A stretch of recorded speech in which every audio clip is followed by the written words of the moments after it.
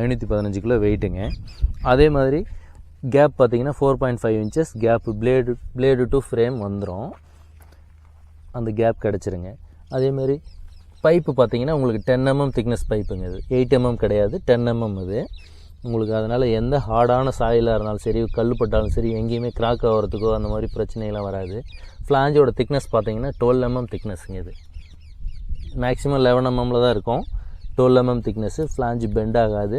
உங்களுக்கு L type blade, J type blade எல்லாமே போட்டுக்கலாம். இதில் ஒரு என்ன ஸ்பெஷல் அப்படின்னு பார்த்தீங்கன்னா, இதில் ஃப்ளாஞ்சில் கோமதி டைப் அப்படின்னு சொல்லுவாங்க. 46 mm டிஸ்டன்ஸ் ஹோல்ஸ் உள்ள பிளேடும் போட்டுக்கலாம்.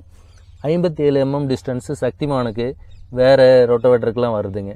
அந்த மாதிரி பிளேடையும் இதில் யூஸ் பண்ணிக்கலாம். மல்டி பர்பஸ் யூஸ் மாதிரி. இதுலேயும் ஆயில் சீல் பார்த்தீங்கன்னா மெக்கானிக்கல் ஆயில் சீல் தான் யூஸ் பண்ணியிருக்கோம். அதனால் ஆயில் சீல் கம்ப்ளைண்ட்டுங்கிறது இதில் வராதுங்க. கியர் டிரைவுங்கனால